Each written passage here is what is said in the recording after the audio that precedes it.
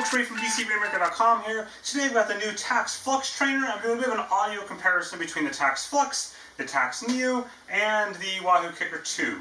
Now I've chosen these three trainers simply because these are the most three requested trainers that you guys have asked for over the last few months to compare. That does not discount other trainers out there. For example, over there you see in white the Elite Drivo, and right behind it in that blackish color, the Elite KICKR2. And those are both great trainers. They're both just as quiet as this. You actually can see videos about that somewhere up there. So go ahead and check those out as well. But for this, I've only got so much room here and so many bikes to work with, so it is what it is. First note of housekeeping, you were listening to the onboard mic on the camera back there. So this entire time I will keep it on that onboard mic. The reason I'm using that microphone, which is on the camera itself, as opposed to clip-on mics like I might normally have right here on my lapel or somewhere else like that, is that gives you the same microphone sound across all three bikes. And also it's designed to capture everything in this room, as opposed to a lapel mic will only capture basically my voice and you won't hear that much. I go into an entire video why I do this, and I go into an entire video on this whole concept, as well as the decibel meter down below up there, so you can check that out. The decibel meter is really, really simple. It's just a stoplight, green, yellow, red. Essentially, I've set it for 70 decibels. When it hits 70 decibels, it goes into the yellow. Below that level, it stays at green, and above like 80 decibels, it goes into red. What I've found over the last couple of years is that basically 70 is a threshold between kind of like really quiet and getting sort of mediocre, middle of the road loud, I guess. And so the goal here to keep everything green. You will see it spike when I clip in to yellow because that is pretty loud. And then last but not least, keep in mind that I am literally in a cave. I'm underground. I've got this crazy ass ceiling here. It is the most echo-prone thing I can think of.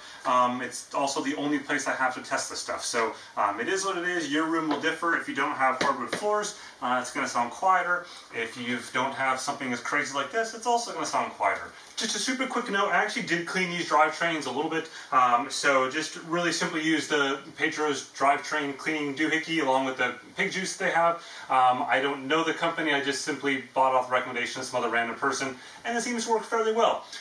So I think it's at like a okay to decent level of cleanliness, about the average most people would have their bikes at, that clean their bikes every once in a while. It's not like bike mechanic perfect, but I'm frankly not going to be bike mechanic perfect, and my bet is that you probably aren't either.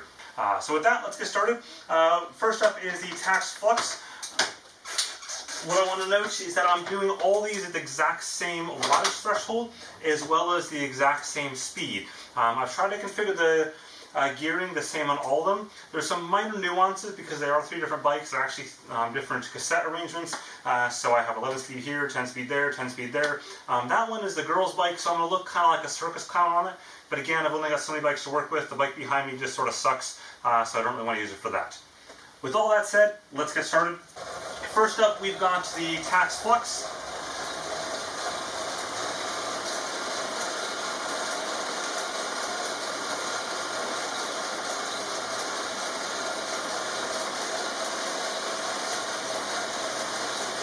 Okay, there we are. I'm at 20 miles an hour, 21 miles an hour, close enough. And you can listen to the sound in a couple seconds. I'll give you 10 seconds to listen to it. The main thing to note is that it is pretty quiet. You hear a tiny bit of drivetrain. You also hear this slight, like, I don't know what to call it, almost like a deeper gravelly sound. Not gravel, like, that's the wrong term, but it just doesn't sound like perfectly clean. But it sounds quiet.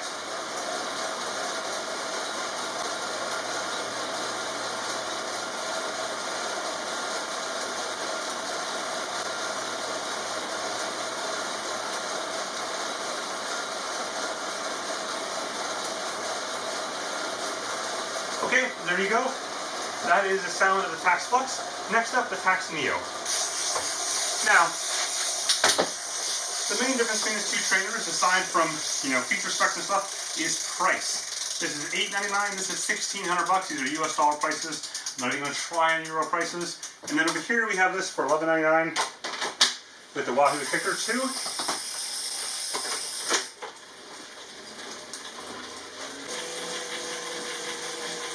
Okay, there we are at a little more than 20 miles an hour. Slow down a little bit here. Again, this is a little tricky on this one because I have a 10-speed bike and 11-speed cassette. It is what it is.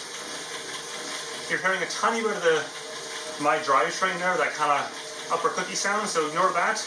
listen for the actual strainer itself, which is a very smooth, low hum that you hear down there. I'll try changing gears a little bit, see if it makes it any better. A little bit. Again, it's basically quiet. The only thing you're hearing right now is my drivetrain, period. And again, something through the cassette, but it's still pretty darn quiet.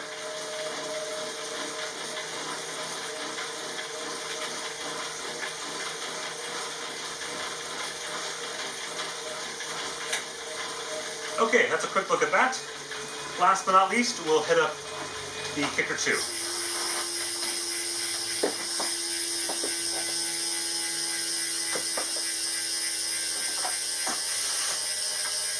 We'll wait for the flywheel to stop. Actually, we'll just fast forward till it's being stopped.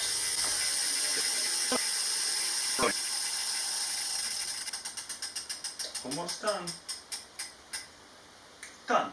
Okay, so with that ready, or that done, we'll go ahead and try out the KICKR2 here. This is the 2016 KICKR, whatever you want to call it. It's a new one that came out here in the fall of 2016.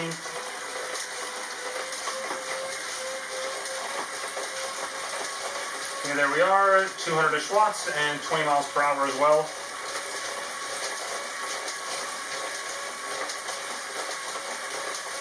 It's pretty quiet. You have a little bit of a louder pitch to the trainer itself.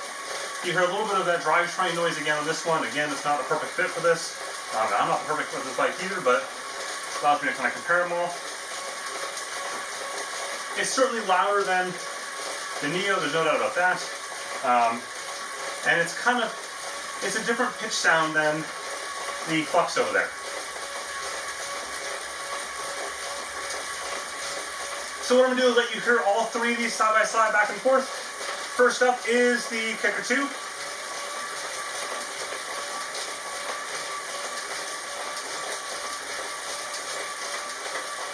Next up, we've got the Tacx Neo.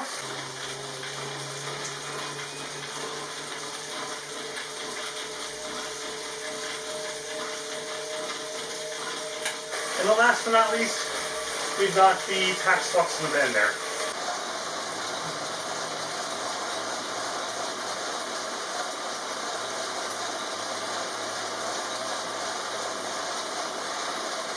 KICKR2,